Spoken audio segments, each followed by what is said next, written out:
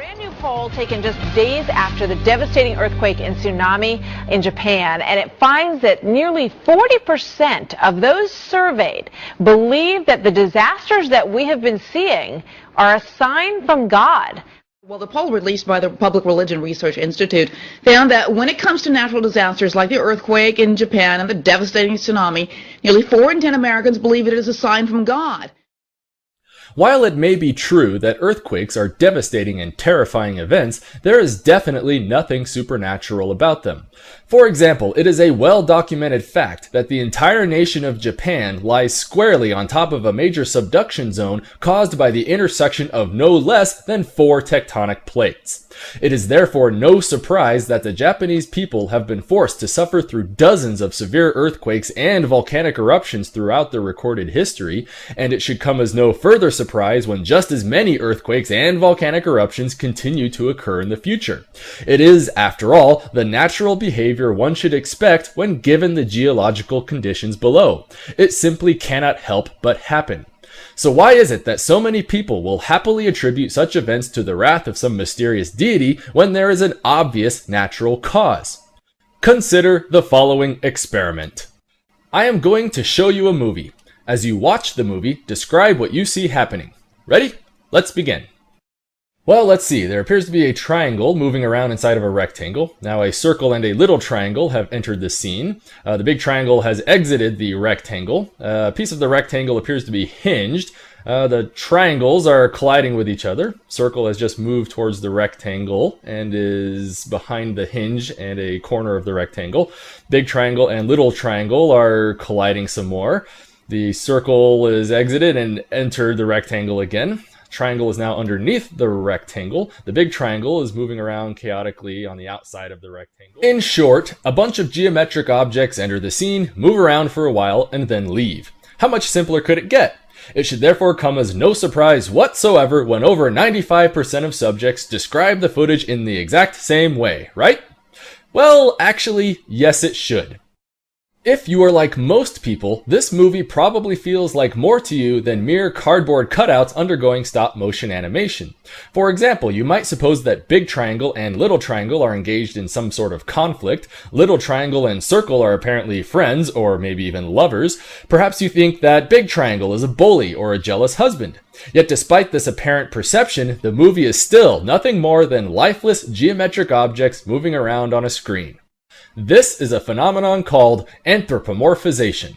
Not only will most people describe these objects in terms of animate creatures, but many of us will even come to perceive them as actual human beings, complete with a full set of emotions, motives, genders, personalities, and backstories.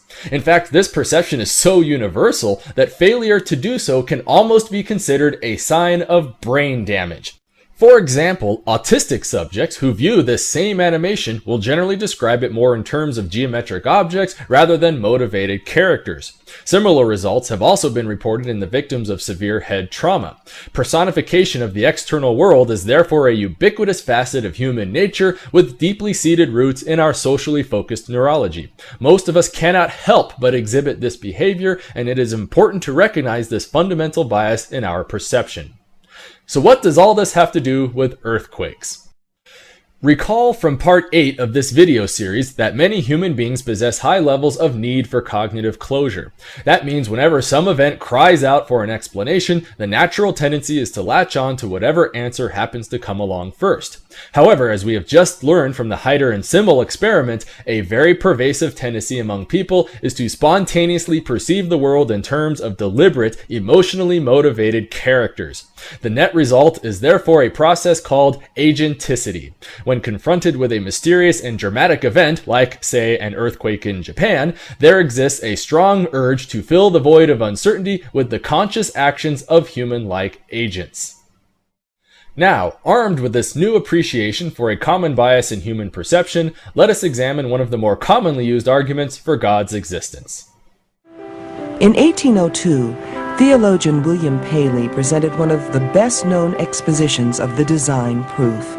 But suppose I found a watch upon the ground, and it should be inquired how the watch happened to be in that place. I should hardly think of the answer which I had before given, that for anything I knew the watch might have always been there. Arguments like these can come in a wide variety of forms, but are all generally part of a larger class known as teleological arguments, or simply arguments from design. These arguments are wildly popular among religious apologetics, even though a casual scrutiny immediately exposes serious flaws. For example, one variation will argue that the fundamental constants of the universe itself must have been finely tuned because slight perturbations to these constants would prevent the emergence of life. Aside from the fact that this is obviously nothing more than a classical God of the Gaps argument, cosmologists have already refuted the premise entirely.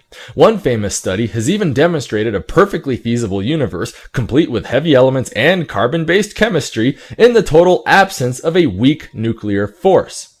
Worse still, it is hard to imagine how our universe is supposed to be fine-tuned for life in any meaningful sense.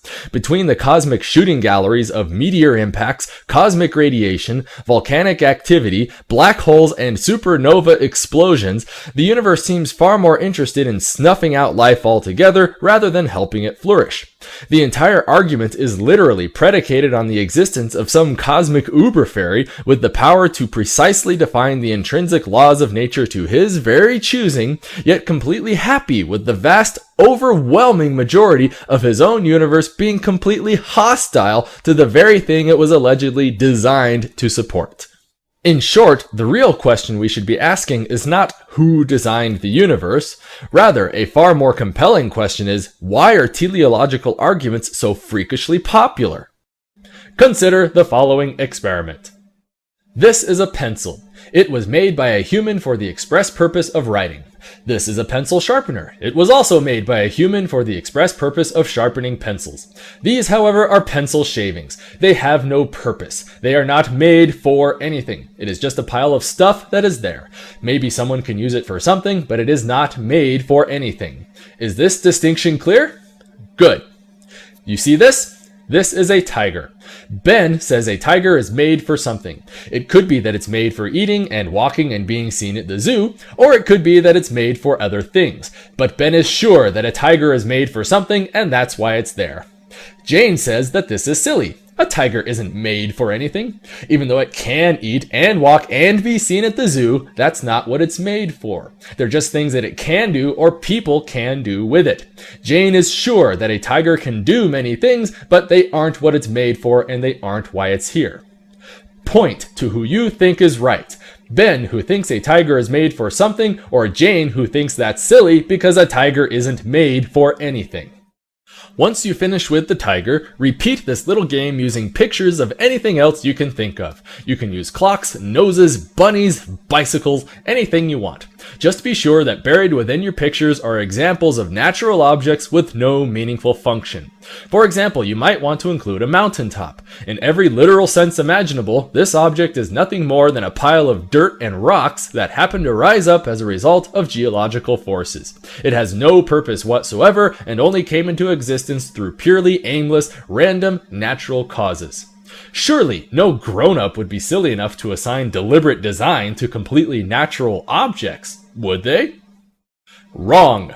When administered to young adults, it is perfectly common for 30% of the responses to agree with the made-for-something position while viewing perfectly natural objects. This perception of design is even greater when presented with biological organisms like tigers and rabbits. Yet in all frankness, a tiger has no more intrinsic purpose for existing than a mountain does. Tigers are, after all, nothing more than the end result of a long chain of inherited allele variations in reproductive populations subject to natural selection. So although such a process is certainly capable of producing complex structures with apparent survival advantage, there is no meaningful purpose to this any more than there is with geological forces as they pile up a mountain of dirt. Now, let's shake things up a bit. The mere fact that these numbers are anything other than zero is interesting enough on its own, but that's still only half of the story. To make things even more interesting, go and get yourself a group of 5-year-old children and then repeat the entire experiment with them. Surely the uncorrupted minds of young children will not be so prone to teleological thinking, would they? Wrong. In actuality, young children make very little distinction between the alleged purposes of man-made artifacts, biological organisms, and completely natural objects. This makes teleological thinking a pervasive bias in human perception that is virtually hardwired into our neurology at birth. It is only through years of disciplined education and real-world experience that such perceptions tend to diminish. So what does all of this have to do with teleological arguments? Here's how it works. As we have already shown, agenticity is a process whereby human beings tend to infer the existence of deliberate agents as the ultimate movers and shakers behind events in our environment. A natural product of this perception is the general tendency to see objects in the natural world as being deliberately designed for some ultimate purpose, even when most of these objects demonstrably serve no purpose at all. This perception is especially ubiquitous among children and only tends to disappear as people get older and wiser.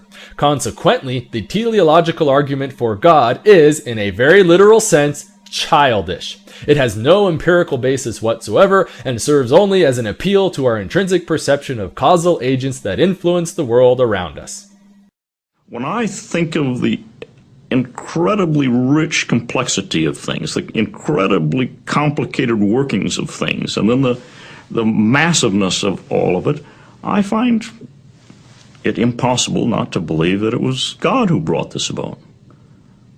I can try as a philosopher to articulate that carefully in terms of arguments and premises and so forth, but it doesn't arise for me like that. It's an existential response to the experience of the world.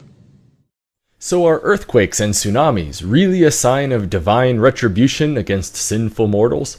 Is the universe really fine-tuned for the express purpose of supporting life? Or are these concepts merely the cognitive manifestations of a tendency to perceive human characteristics in otherwise perfectly natural phenomena?